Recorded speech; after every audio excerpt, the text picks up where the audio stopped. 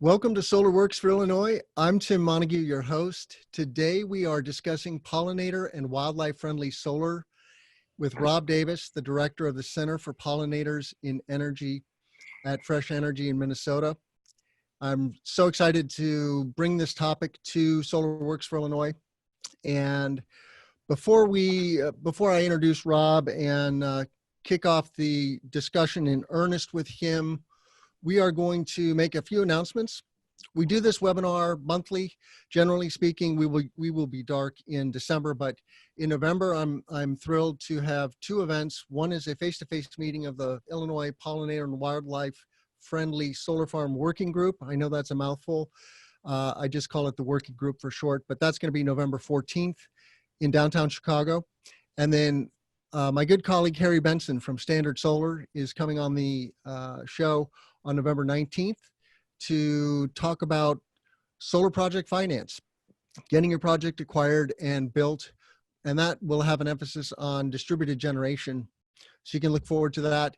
And here's a poster for the working group event at the Palmer House Hilton on November 14th. And you can find all that at seco.com/pollinators. My guest today is Rob Davis, director of the Center for Pollinators in Energy at Fresh Energy. His work has been covered in many publications, including National Geographic, the New York Times, Wall Street Journal, and the Huffington Post. He's been featured, and his work has been featured in trainings by the U.S. Department of the Interior, the U.S. Department of Energy, and the Electric Power Resource Institute, otherwise known as EPRI. And Rob is so clearly on a mission to accelerate the nation's transition to the use of clean and renewable energy. And he's also been recognized by MENSIA, the Minnesota Solar Energy Industry Association, with the 2018 Excellence in Solar Policy Award. So it's just really great to have you here, Rob. Welcome to Solar Works for Illinois. Really appreciate you making time for us and our audience. And as you know, this is a very heady time in the Midwest. In Illinois, we have 3,000 megawatts under development now. And of course, Minnesota is an aspirational peer, and you have seen that market evolve over the last 7 years or so. So tell us a little bit about how you got interested in the topic. Yeah, it's great to be with you, Tim, and it's really encouraging to see these ideas of kind of best practices for vegetation management and project design be propagated and adopted into more and more states. The way that we got into this, we're an energy policy organization. So we've been around for more than 25 years as an energy policy organization, creating vibrant and dynamic markets for renewable energy. And our work on pollinator-friendly solar is really a way to anticipate the potential for opposition.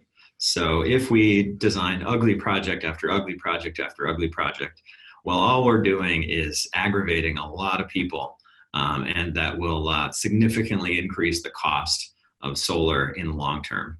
However, if we're doing some design tweaks to be able to activate proponents of solar, particularly activate proponents of what's growing under and around the solar for folks that might not care about clean energy, then we as an industry will be much, much, much better off. I've heard it said to me several times by big utility scale wind developers or folks that do wind and solar, is that the solar market really needs to learn the lessons from the wind industry and be sure that every project we build as a solar industry is not one that is burning bridges with the local communities, that's not activating opponents, that instead is giving people a reason to support the clean energy and the economic development when they might not really care at all about the electrons or the technology. But it's been really rewarding to see that there are folks who care just as much about what grows under the panels as they do about a clean energy future for us all. Yes. I love that emphasis on local constituents, because those constituents can make or break a solar project, as we have already seen in Illinois. When there is NIMBYism, it can really bite a solar developer in the butt. Yeah. and it can kill a project faster than you can say bumblebee. Um, so, Yeah, it's a great turn of so, phrase. and while we might think, I'm a vegetation ecologist by training, and of course I love pollinator friendly solar, just the concept of it, but people don't necessarily know what that means. So we definitely want you to dive into that. And I know that you have some slides that you're going to share with us, but that in and of itself is a potential challenge with local farmers, because let's face it, Illinois is mostly corn and beans. We have over 12 million acres in industrial ag, and solar farms are foreign to Illinois. We're going to get about 10,000 acres of solar farms in the next 5 to 10 years. And while that's a drop in the bucket in the greater scheme of things as a percentage of the landscape, for those communities where it's happening, here in Champaign County where I live, we have a 1,600 acre site that is in the works by BayWa. So that's a big project. And, so far so good.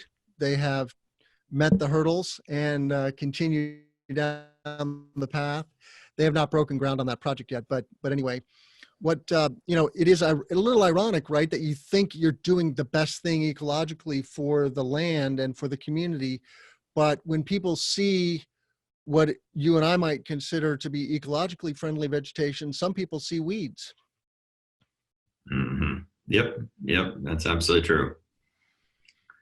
Yeah, so I can absolutely provide some more context here. I'll share some of the visuals that I've created just for the conversation here. So I do encourage people to reach out to me, after the call. But if you've got additional questions, we'll get those taken care of right away. So this is absolutely, a response to seeing solar development that uses these kinds of approaches. So this is on arable land. This is another project on arable land. And you can imagine the reaction to farmers, from some farmers, in seeing, what might be prime land, but it's certainly at least, class 3 or 4 soils being covered up with, tons and tons of white rock.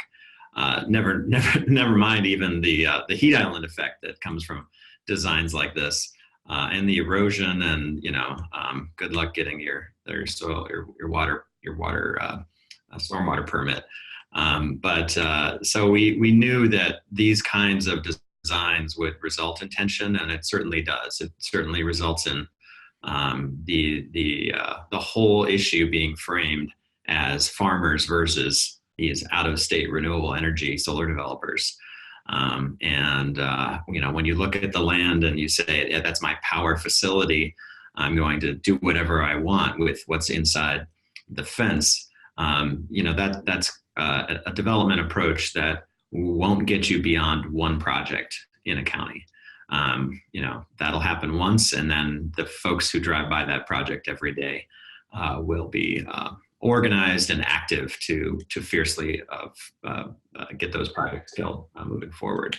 That said, we here in Minnesota had passed some renewable energy policy back in 2013, both community solar law that required Xcel Energy to introduce a community solar program with no regulatory cap on the amount of megawatts, and then also a requirement on Xcel Energy to get 1.5% of its energy from solar by 2020. That resulted in some folks calling us and saying, shouldn't all of this land, shouldn't all this solar be on rooftops? And then we started a research project and found, pictures of this project by West Mill Solar Park in the United Kingdom, and Dr. Guy Parker, and called up Dr. Parker and had a great conversation with him, as well as Solstice Renewables there in the UK, and just heard all of what went wrong and what went right, and knew that this was a practice that could be imported to the United States, and a development approach that could be taken to scale. So the key, of course, is what constitutes pollinator friendly. Is Is it like these pictures that I'll show of, flowers upon flowers upon flowers, or is it something different? And the key is really with the entomologists. We in the solar advocacy world, we in the solar development world, we do not want to be in the position of trying to tell communities what's good for pollinators. So that is absolutely not our role, and it exposes a serious weakness if we try to do that. So the key is really working with the entomology community, the scientists who understand what kinds of landscapes and what kinds of things are good for bees and butterflies and pollinators. And so we reached out early on to Dr. Marla Spivak, who's a MacArthur Genius Award recipient. Her TED Talk on what's harming the honeybees has around 3 million views. And then also reached out to Dr. Karen Oberhauser, who's one of the nation's foremost monarch experts, and worked with them to understand how these landscapes could be beneficial within the operating constraints of a solar farm, how these landscapes could be beneficial. And the key is really around 2 words, and it's very simple. It's incremental and meaningful. If the seed mix design and the project design isn't an incremental change, then it probably won't get done, probably won't happen. But if it's not meaningful, then it's not worth doing. It actually could harm the industry. So putting a potted plant in the corner of a 40-acre field and getting the camera at just the right angle to get a single flower or a couple flowers in front of the camera with solar panels behind them, obviously that's not meaningful. And if those kinds of practices are used, then there's simply going to be a lot of distrust between the solar community and the local community. So the local community trusts the pollinator experts, the entomologists, with regards to what is meaningfully beneficial. And the solar industry can rely on the expertise of these folks to guide best practice. So the expression of that meaningful but incremental is expressed in a scorecard, and now actually a series of scorecards. So these pollinator-friendly solar scorecards are vetted by these expert entomologists. So you, as the solar developer, get to stand side by side with some of the world's foremost expert entomologists and say, hey, we're meeting or exceeding this standard. And so the questions in these documents are very simple. Percent wildflowers, percent native species, the diversity of those species, number of seasons flowering, signage, management plan, and insecticide risk. And so this document is now a pollinator-friendly solar scorecard is now available and published by the Department of Natural Resources in Illinois. And this scorecard is also backed up by the force of law. So similar to Minnesota, there is the Pollinator Friendly Solar Act passed in Illinois, I believe unanimously. It's a very simple law that says you can't call it beneficial to pollinators or pollinator friendly unless it meets or exceeds these standards. So it's a very simple truth in advertising law. No one wants to be buying milk and then open the container and have it be oil or orange juice or something else. So we all have trust in the definition and in the language.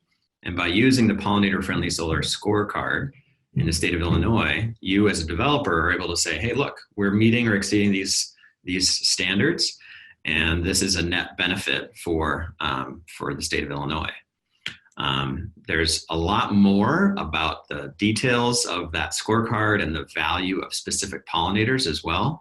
The Energy Resource Center at University of Illinois hosted a webinar on this topic about a little more than a year ago, and had Adam Dolezal on to talk about these scorecards, as well as had Dr. Rufus Isaacs from Michigan. He's one of the lead blueberry pollination ecologists in the state of Michigan.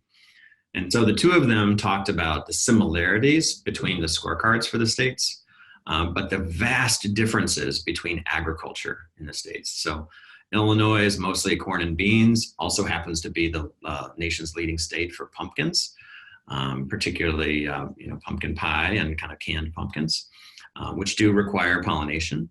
By contrast, Michigan has the second most diversified agricultural economy after California. There's just all kinds of amazing fruits and blueberries and plums and apples and cranberries and things growing in Michigan, and all of those fruits are heavily dependent on pollinators.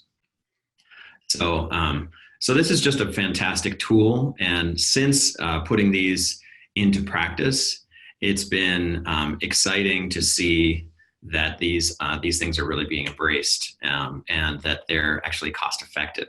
So PV Magazine says, less than penny a watt for pollinator-friendly solar. Stearns County is actually adopting, and this is a county in Minnesota, is actually adopting this into their ordinances. And some developers, I think, would look at this and react negatively. I really encourage you as an industry to look at this as a significant net positive, because I know that we've all experienced there's all kinds of terrible things that can go into an ordinance. Earthen berms and wastewater containment basins, and all kinds of screening and setbacks, and those are largely extraordinarily expensive. And a pollinator-friendly solar scorecard as a permit condition is one of the most affordable and most helpful things that you can have as a permit condition, because it means that county is ready to push back on the NIMBYism and says, hey, we welcome the solar, and we also want the habitat. So usually we see these permit conditions take this kind of form, where it says the project shall be planned and developed in a way to meet these solar scorecards. And so instead of having headlines like this from the journal sowing tension, we get headlines like this from the journal just a couple of weeks ago. And this is a great transition. This is actually a pollinator-friendly solar project done by NG here south of St. Paul, Minnesota. So a bunch of examples of this. This is really taken off with national momentum. There's more and more civil engineers that are available to answer questions about how to do project design and implementation on these projects. More and more corporations and seed vendors and expertise in terms of how to do project implementation. Big benefits. So universities absolutely love this. Denison, University of Dayton, Penn State, more and more universities are saying, yeah, we don't just want clean electrons, we want the conservation and habitat benefits as well. Huge benefit as well is corporations. This is a huge opportunity for corporations to really do our marketing and PR for us as an industry. So corporations want pollinator-friendly solar.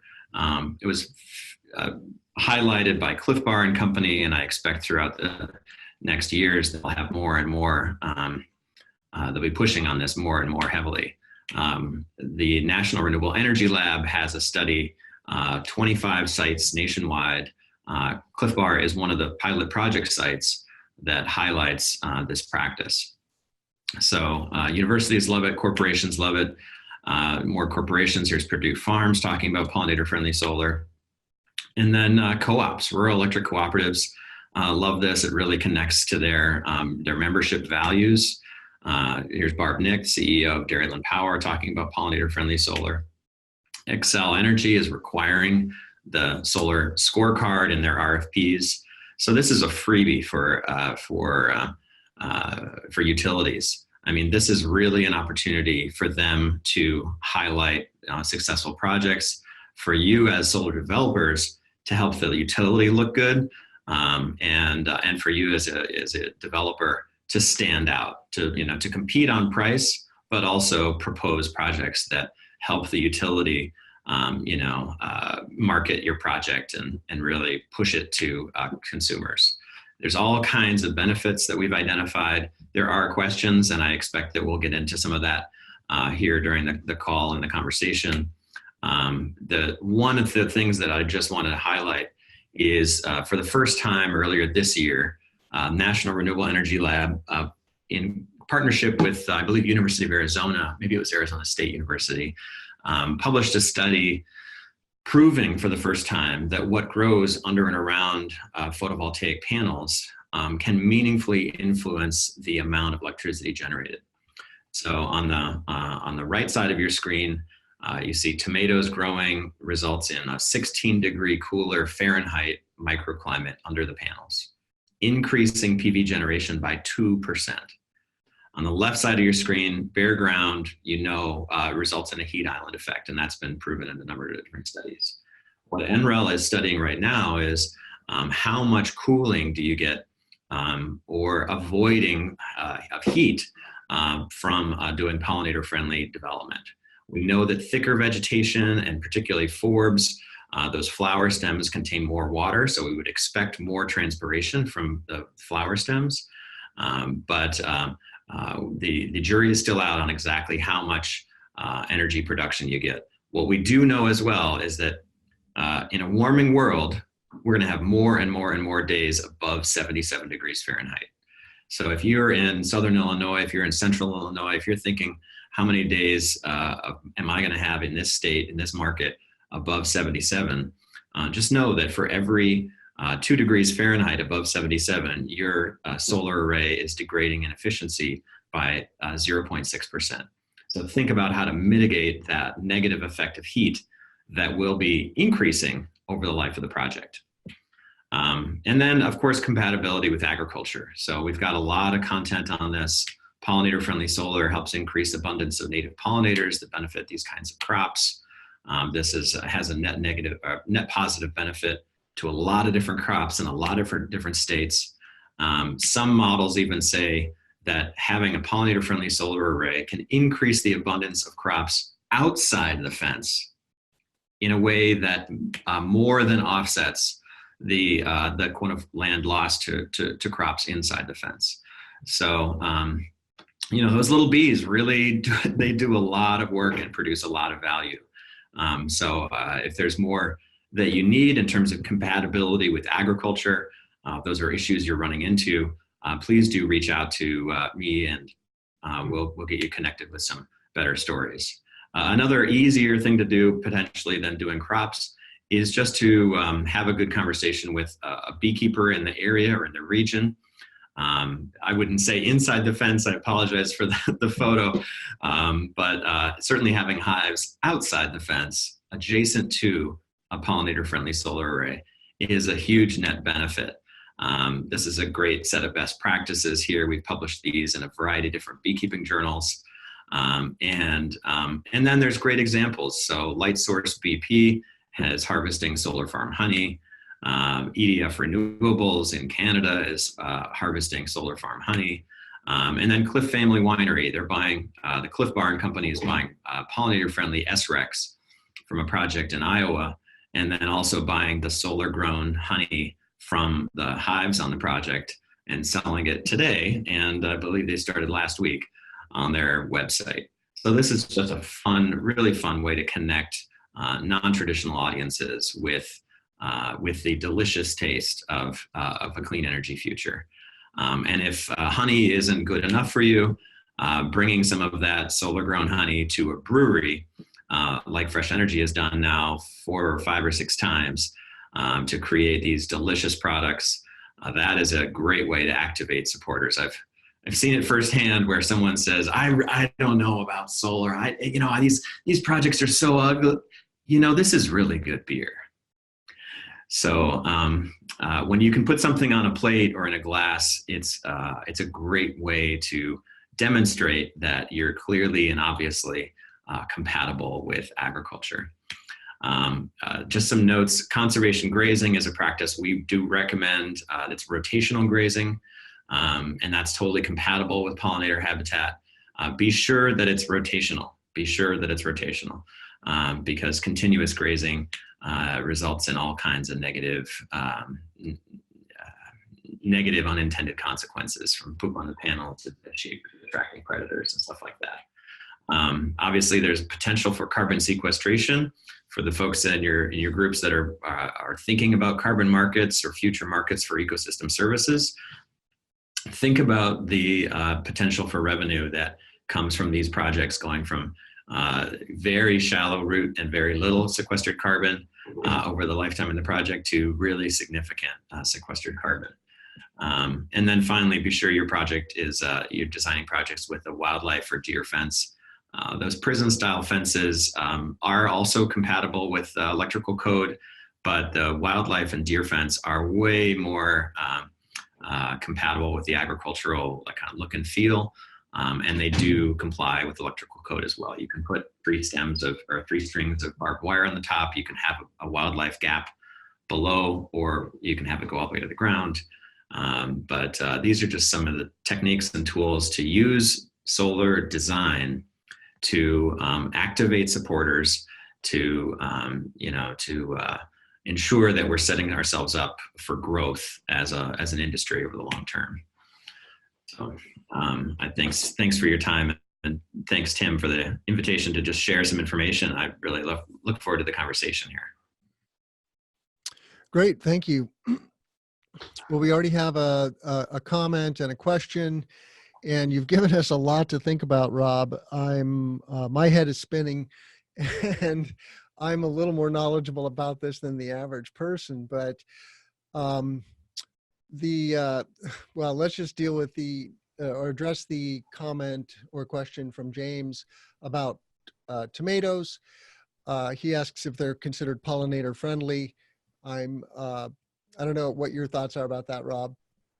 Yeah, I mean, sure. It certainly is a crop that has a flower. It has nectar and pollen. It's amazing that a lot of people don't know that the turfgrass has no real meaningful benefit to pollinators. It does, it does provide some negligible amount of pollen, but these grasses provide they provide no nectar. While tomatoes are a pollinator dependent crop, we're not going to be planting fields of tomatoes or probably on solar projects. I don't see that as likely. Sure. So, what's standing out here for me is there's going to be many flavors of pollinator and wildlife friendly solar. First of all, it's not going to be a cookie cutter approach. And then there's going to be a mix of pollinator and other uses like rotational grazing, which is great, to have multiple uses from your solar farm. And that's one of the points of this. And the other thing that really is on my mind, I guess, is drainage. Illinois, being so flat, has a lot of issues with flooding, both on ag land and other land.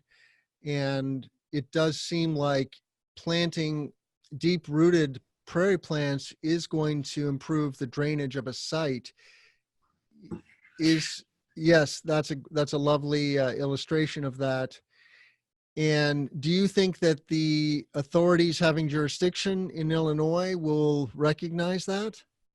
Yeah, it really depends on the messenger. So I'm sure we've all experienced it when a solar developer says something, the folks in the audience or on the AHJ often discount it and say, oh, well, you'll say anything to get your project approved. But when you can bring in, someone from Prairie Restorations or Minnesota Native Landscapes or Applied Ecological Services or Pheasants Forever, when you can bring in, even someone such as yourself, Tim, that has a background in native plants, in ecology, in activating these kinds of landscapes, then that is an authentic messenger to address the topic of performance stormwater infiltration.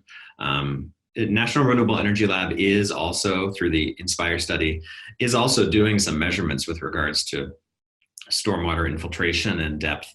But I would certainly hope that slides like this and educational materials like this can help people, can help the AHJs understand that, our states used to be covered with this stuff. They used to be absolutely covered with this stuff. And it's said that I think the first quarter-inch of rain doesn't even hit the ground, in a prairie or in a meadow like this.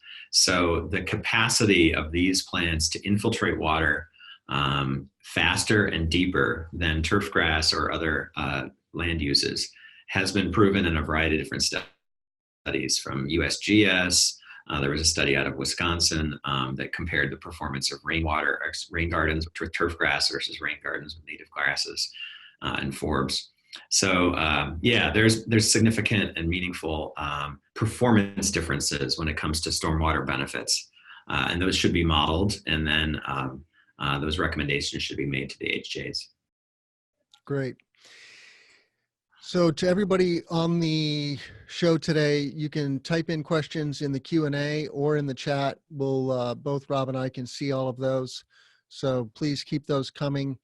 And Andy made a comment that he was in Pennsylvania and they were referring to solar farming as opposed to just solar farms. And I think that is a nice distinction and a way to emphasize that there is still a farming component to solar once the the field is converted, let's just say from corn and beans to solar.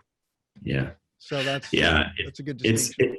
It's a good distinction, and I'm fairly consistent in referring to solar as a specialty crop. So nationwide, specialty crops aren't well represented. I mean, they do have trade associations, but compared to corn and beans, corn and soybeans, and cotton and wheat and the other major commodities, solar is more like strawberries. It's more like pumpkins. It's more like watermelon. So it's really going to be developed in these niche areas, i.e., areas that happen to be near a substation or near flat land and a substation or an interconnection point. And the amount of acreage is going to be such that it's comparable with these kinds of specialty crop productions. There are still lots of communities that react very, very fiercely. In Maryland, for example, I believe you're not even supposed to call it a solar farm. You're just supposed to call it a solar facility. But I think with more projects in the ground that show good design and that are really compatible with agriculture, we can help repair some of the damage that's been done by some of the ugly projects. Yeah, we need to remember this industry is very new, and while the technology is mature and certainly tried and true, how we apply it on the landscape is new. And of course that varies tremendously from state to state. I've been scrutinizing the list of states that are, have significant amounts of solar. I call it the gigawatt club. There are now 14 states with a gigawatt or more of solar. Illinois is not on that list yet, but we will be in 5 years. And Minnesota is on that list. They have 1,200 plus megawatts or 1.2 gigawatts of solar. So it is an evolution, and that's interesting though that in some places you can't call them solar farms. Yeah, I was out at the Verge conference last week, and then in September I was down at Solar Power International, and in both places at SPI I presented with Lexi Hain of the American Solar Grazing Association. And at the Verge conference, I presented with Michael Baude of Silicon Ranch, and both of those two folks are grazers. They're solar grazers. They're managing flocks of sheep. They're to get meaningful ecological benefits and facility benefits from their solar farms.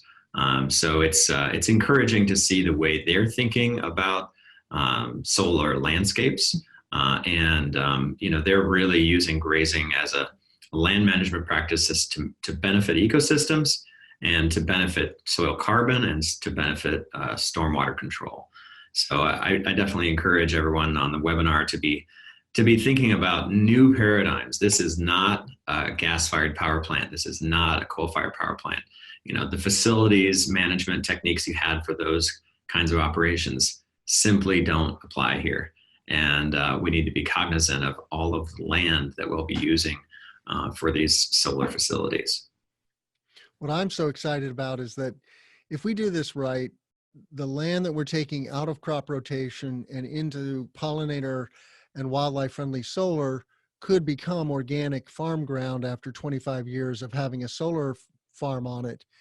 And, 80% of Illinois was prairie, as you mentioned, prior to European settlement.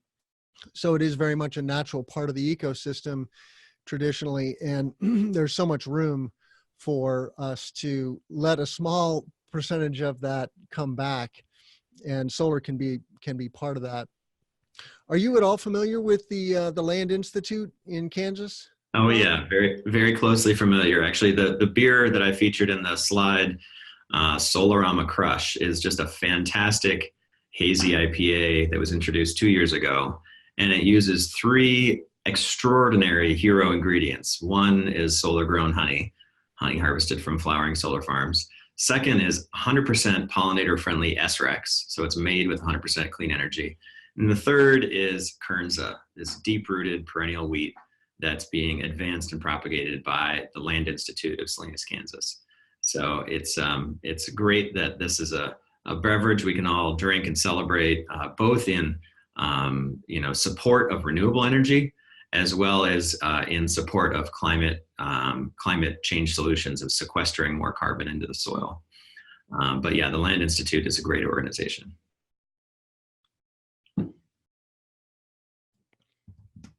Great, thank you. And thank you, James, for your excellent questions and comments. Spencer has a comment from Invenergy. One issue I have run into, he says, is ensuring that EPC contractors effectively implement native grass/pollinator solutions when A, their involvement with the project ends at final completion, and B, the most effective methods of planting, including seed drilling and culti-packing, are not possible given most construction timelines. Do you have any advice for solving this issue? That's a great question. And yes, there are many practical challenges to this. What do you say about that, Rob?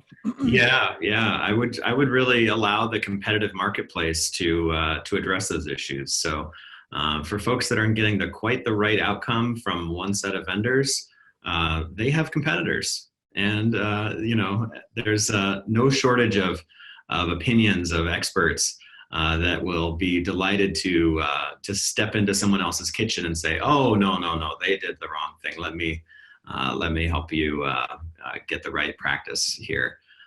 So I would definitely take that insight to the native landscape industry and say, "Hey, here's the challenges that we've had. We've tried to phase in this approach, but we ran into these stumbling blocks.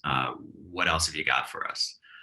So I think that the landscape management industry and the EPCs, they need to hear that feedback, and they need to be looking for solutions in a very aggressive way to address those issues. Good. And what about permaculture? Another person asked, do you know of any permaculture projects? The closest I can think of potentially it would be Silicon Ranch. So they're, I think, 42% owned by Shell.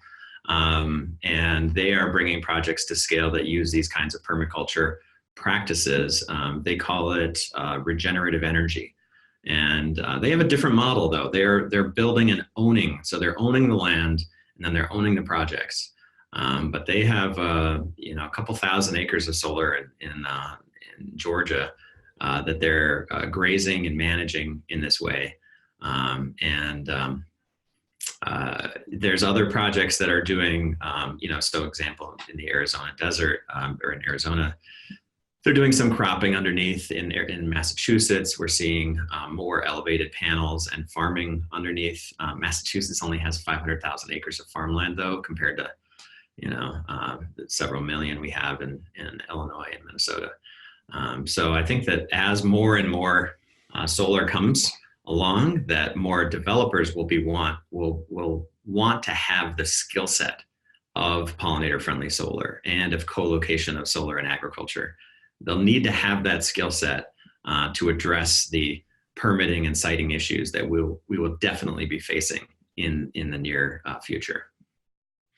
Yeah, there are many structural challenges, and this harkens back to Spencer's question too. You know, we see a lot of developers, including pollinator friendly in their RFPs, but the reality is they themselves are many times short-term owners in terms of the development cycle. And so while you might build the project to be initially pollinator friendly in terms of doing some initial planting, getting pollinator friendly landscape established is a multi-year process, not a 6-month process. And so the developers have to work with their constituents and their process and recognize that if they're flipping it at NTP, they need to pass the baton to somebody else, to the long-term owner, about, you know, with regards to maintenance. And so much of this does come down to maintenance, operations and maintenance, O&M as we call it. But let's talk about that a little bit, Rob. The cost. Let me interrupt you there for just a sure. moment. I apologize. I've got to grab a power cable, but I'll be right back. I'm sorry. Okay, no problem. Sorry.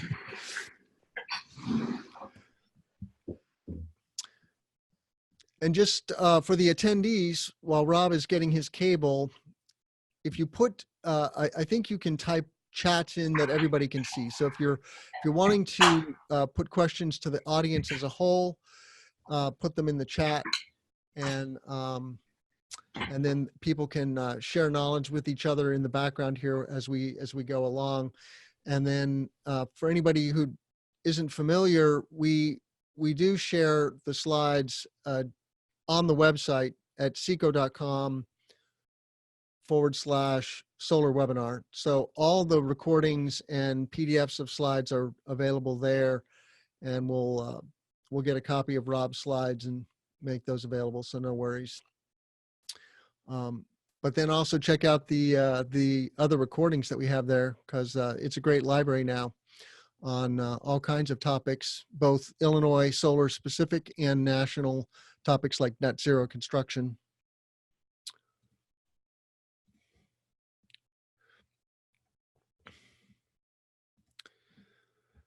Just looking at the Q&A here. Keep the questions coming, people. This is a great opportunity to talk to a nationally recognized expert, Rob Davis from the Center for Pollinators and Energy at Fresh Energy.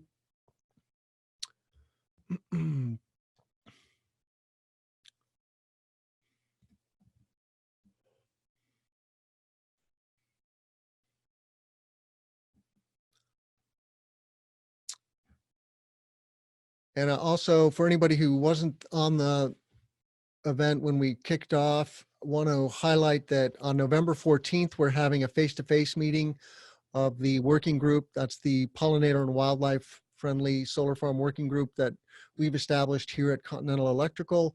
That meeting is going to be in downtown Chicago, and you can find information about that and RSVP at cecco.com/pollinators.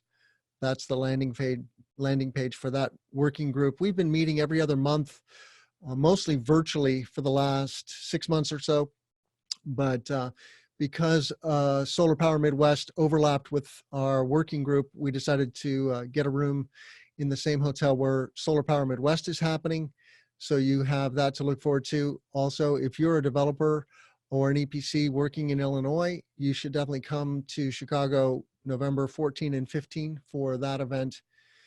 And then, and you can find all of those mentioned also at the seco.com/solar webinar.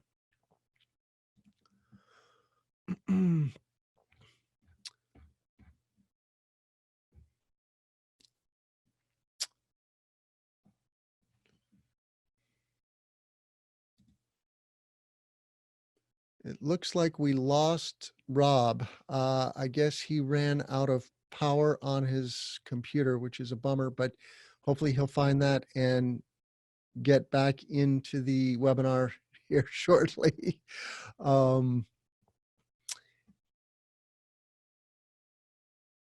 keep the questions coming. I have a queue of questions myself for Rob.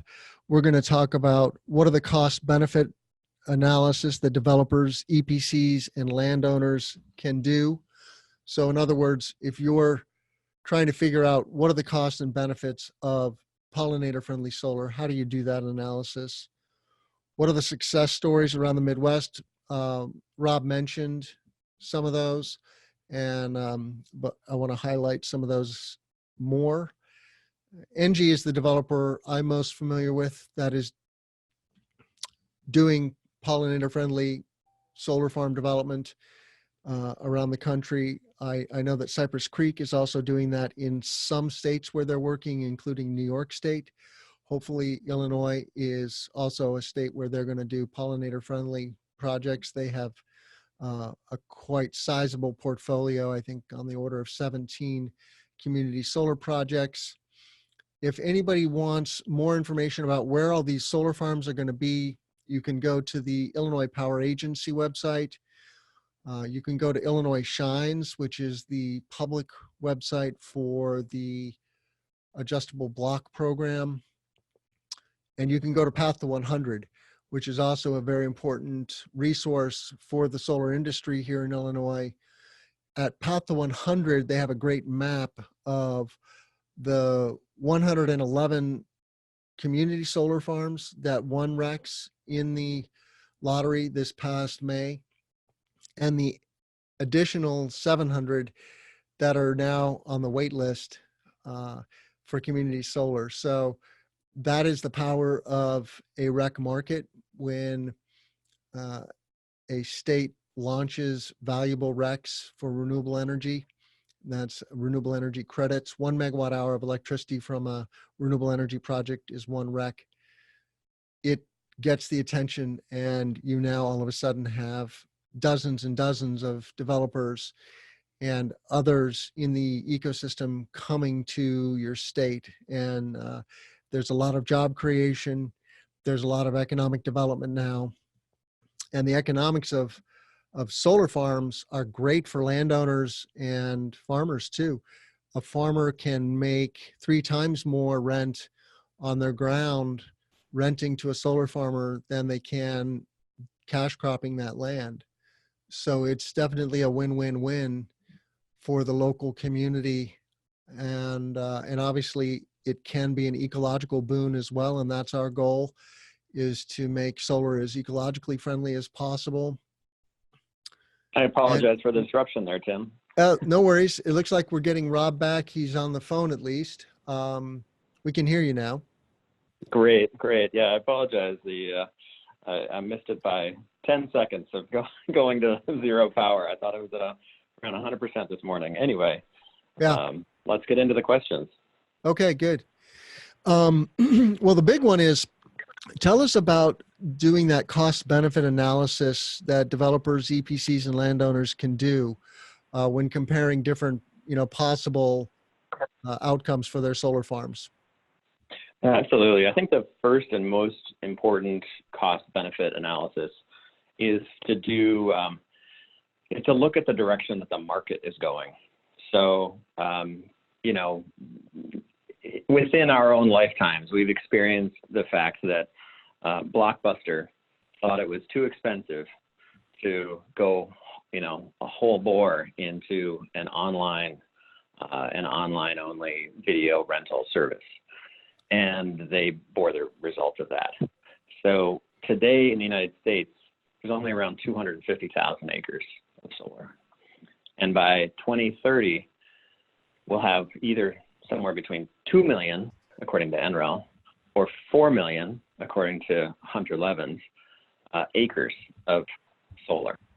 And so, yes, there have been projects that have been extraordinarily difficult, that have been killed, that have been held over, whether they eventually got permitted or eventually died. But if you think that has been the worst, it's easy days.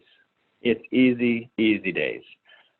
We need more and more innovation in solar farm design and innovation in solar management, because more conflict is coming. More conflict is coming. So we really, as an industry, we have to sound the alarm within our management structures that if we want to continue to lead and continue to grow and continue to build these projects, the developers that are already embracing innovation and already finding ways to bring pollinator-friendly solar designs to scale, or other agriculturally savvy designs to scale. Those are the projects and the developers that will win. So I encourage you to really reflect on the competitive market and whether your costs over the next 5 years will be increasing in solar design and development and getting those projects permitted, or whether those costs will be flat or even decreasing. So that's the first step. The next step is really to look at, find a way, get an intern, find a graduate student to really get a sense of what you're spending today. And there's so many companies that I've run into that really have no idea what they're paying per acre, what their total all-in costs are per acre to manage these projects. And once you know that number, are you accounting for the number of solar mower collisions? Are you accounting for the downtime from damaged panels? And once you know those all-in costs, then you know the number to beat. And I think that there's fairly clear and evident story to tell to say that doing turf grass is kind of like building a house in Minnesota without insulation. It's amazing how cheap you can build it. It's same when I see these advertisements for cable trays and externally suspended cables, and just think about the O&M cost. That might be a one-time cost savings in terms of developing the project because you don't have to bury the cables, but the lifetime cost is considerably higher. So whether your business is an originator or whether it's an operator and owner, be thoughtful about how the projects that you're developing are either helping the long-term market or potentially hurting the long-term market. Rob, in your presentation, you mentioned that by some calculations, it takes a penny a watt to make a solar project pollinator friendly. Do you have anything to compare that to? Because mowing, if it's just turf grass and they're mowing it to keep the weeds down, that's not cheap. Do you have any numbers about the comparison? Yeah. I mean, I would. I know that Argonne National Lab has done some cost analysis between establishment of turf grass and the inputs that are necessary. So again, looking at the all-in costs, and then the all-in costs for establishing a high performance landscape. Usually, I would also say is probably a pollinator-friendly landscape. So reduced mowing is a area of savings. Better performance in terms of stormwater, fewer collisions in terms of with the panels. I mean, obviously that has a great degree to which is influenced by the height of your panels. I hope that in the Midwest, folks are developing at least 24 inches, ideally. The best practice recommended by NREL is 32 to 36 inches. So hopefully that you're already putting your panels up out of harm's way. And then you can simply do a calculation to say, well, how many mows do we have to do per year? How many mows will be required with turf grass? What kind of performance do we expect from turf grass in an increasingly volatile climate? I would expect that over the life of the project, we'll see lots and lots of periods of drought and lots of downpours. And turf grass does not do well with drought or downpours. So I was contacted by a large utility in the Southeast who was sharing the fact that their turf grass was just dying all over the place. It wasn't just spotty, it was just dying acre by acre. And they were concerned about the risk of erosion once that site would get hit by a downpour. That turf grass is going to die, and then it's just going to sheet off and be in the adjacent waterway.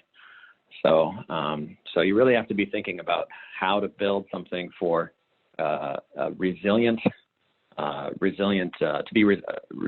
give you the kind of performance that we need in a volatile climate situation. Vic asks about pollinator-friendly impacts on community solar. And, I'm just thinking from your perspective, Rob, what are the success stories in the Midwest so far?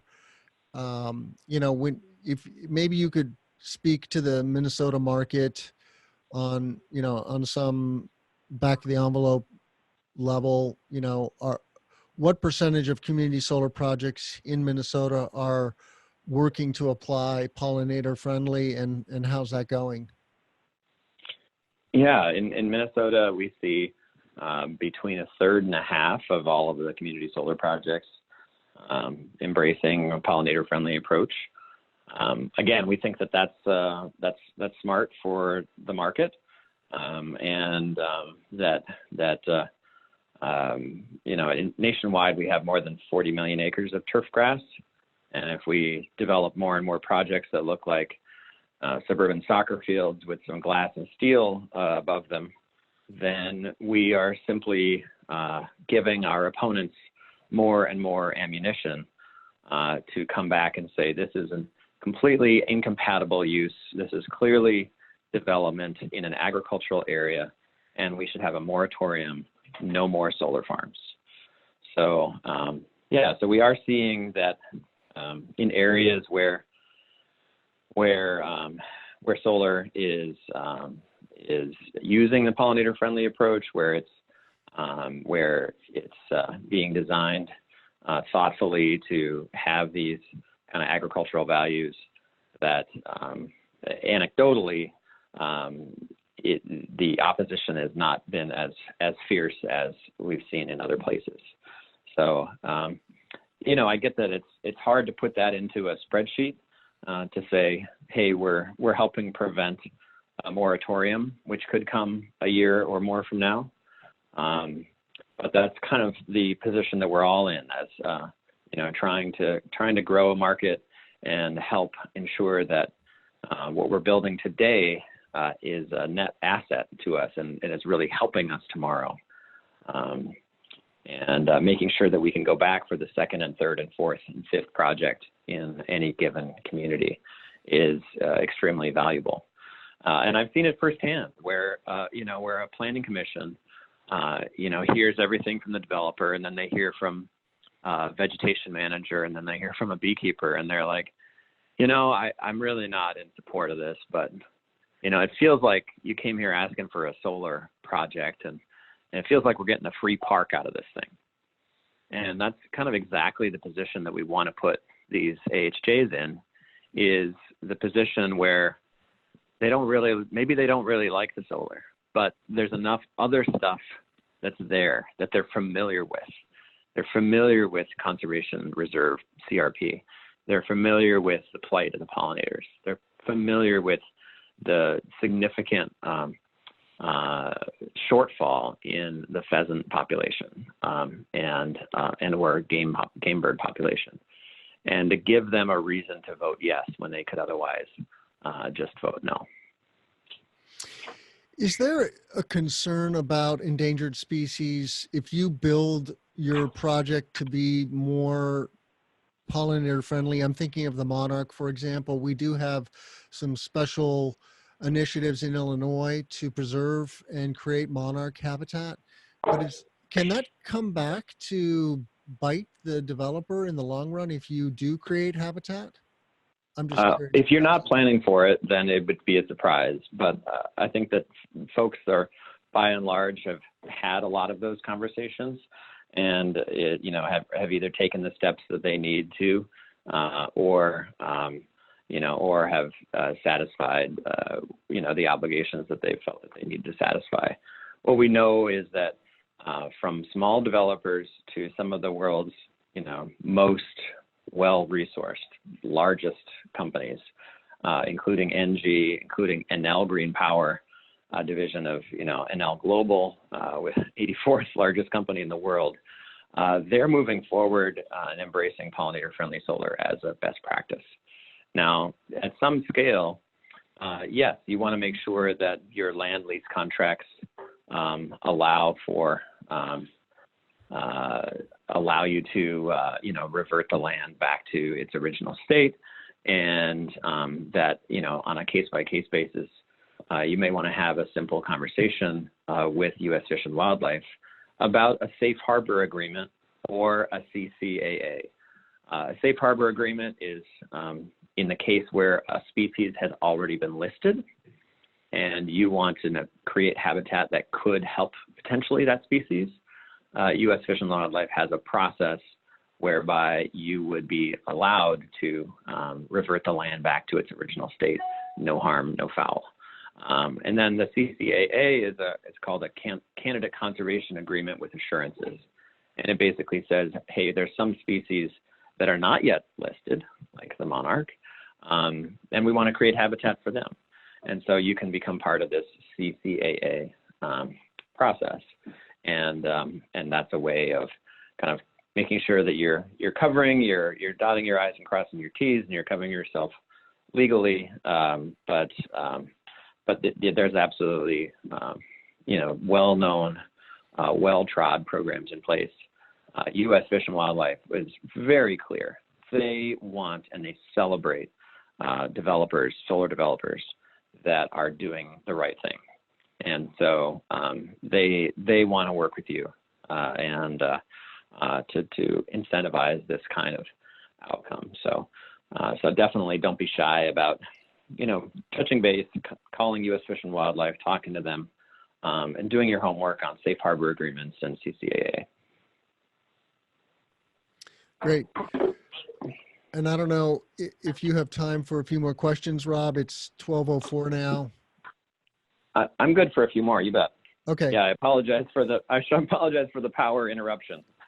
I'm not even in the roving blackout area. So no worries. So what about pesticides? Ahmad asks about pesticides when you have to use them to kill the existing grass or weeds. And of course, the devil is in the details here. It depends on what pesticide and what exactly the circumstances are. I have noticed that a lot of the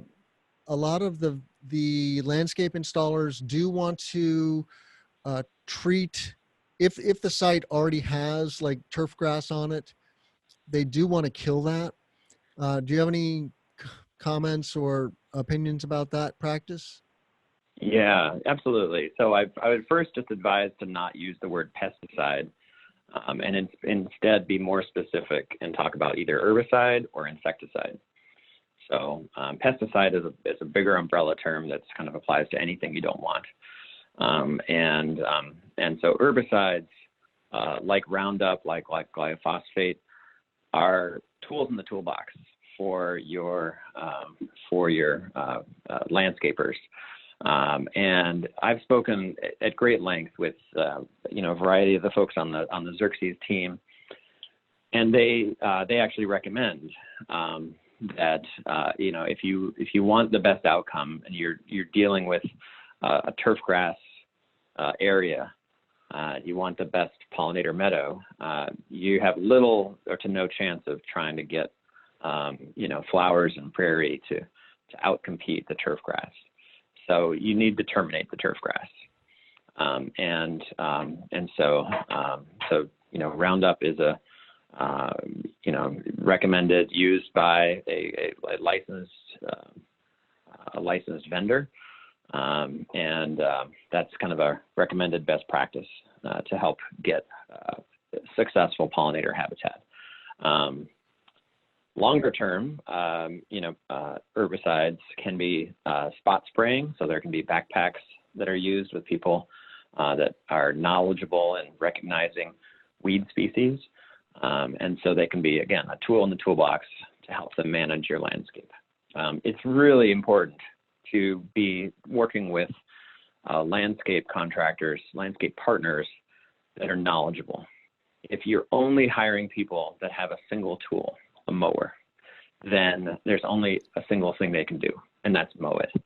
So when they run across a patch of Canadian thistle on your solar farm, they probably, if they only have a mower, then they probably haven't had sufficient training to recognize that it's about to drop, that each plant is about to drop 400,000 seeds on your solar project. And then they probably wouldn't know that when they mow that patch of Canadian thistle, that all those seeds are going to get tracked into the mower tire treads, and then they're going to bring it to your next project.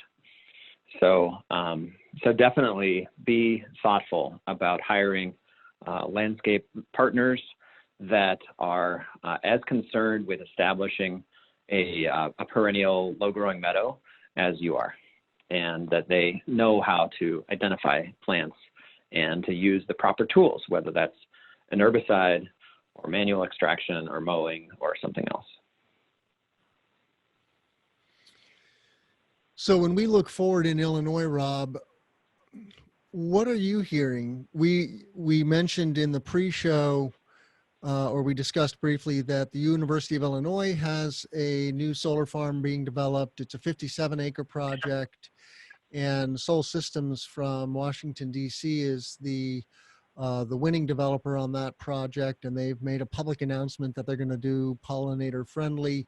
Are there other projects you're aware of? I can speak to what I see as well. But what are you seeing moving forward in Illinois? Yeah, I think it's a really exciting time for Illinois because Illinois is it has just some of the most exciting corporations and universities and brands, not just in the United States, but in the world. So, looking forward to next year, we'll have the 50th anniversary of Earth Day right away in April. And then we'll have National Pollinator Week in June and Biodiversity Day in May. And there's just this series of events that where companies, brands, corporations, universities will want to be touting their environmental creds. And as solar has become a commodity, and clean energy buyers have gone from seeing one proposal for solar to 10, that I would expect more and more corporations and universities and municipalities to be looking for additional environmental attributes from those solar projects.